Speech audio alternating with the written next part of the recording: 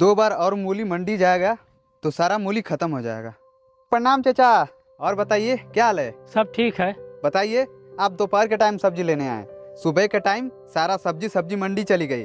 आपको जब भी सब्जी लेना हो तो सुबह के टाइम आया करिए, आपको हरी हरी ताजी ताजी सब्जी मिलेगी। बेटा मैं सब्जी लेने नहीं आया हूँ, कल सुबह आया था, सब्जी 2-3 दिन की एक्स्ट्रा लेके गया था और जब पैसा तुमने वापस किया तो उसमें 50 रुपये मुझे ज़्यादा दे दिया था। वही लौटाने के लिए कल शाम को आया था तो खेत में कोई मिला ही नहीं, वही पैसा 50 रुपये आपको वापस करने आया हूँ। आपका घर मर्दा पड़ेगा, मर्दा से यहाँ की दूरी 6 से 7 किलोमीटर है। बताइए, आप वहाँ से पैदल चलकर आए 50 रुपया देने के लिए। अरे आप कभी सब्जी लेने आते तो 50 रुपया वापस कर देते, आपको इतना तकलीफ झेलने की क्या जरूरत थी? वो तो बात तुम्हारी सही है बेटा, लेकिन भूल से अगर मैं तुम्हें 50 रुपये नहीं वापस कर सकता तो तुम्हारे साथ बेईमानी होगी। जो मेरा ईमान नहीं कहता है कि किसी का पैसा भूल में भी अपने पास रखें।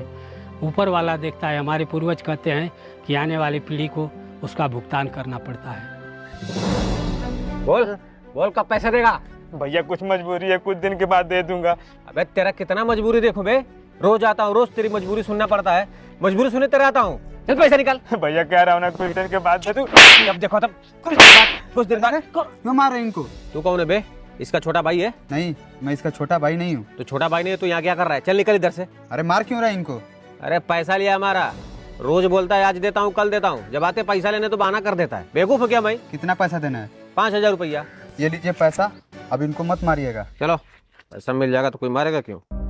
भैया मैं आपको नहीं जानता हूँ, पैसे देकर मुझे मार खाने से क्यों बचाया आपने? तुम्हारे पिताजी हमारे यहाँ काम किया करते थे, उनका पैसा हमारे यहाँ था। मैं उनके साथ छल कपट करके, बेईमानी करके सारा पैसा उनका खा गया। आज मुझे समझ में आया, किसी की मेहनत के पैसे के साथ बेईमानी नहीं करना चाहिए, क्योंकि वो फलता नहीं है, पाप लगता है। और ऊपर वाला तो सब देखता है।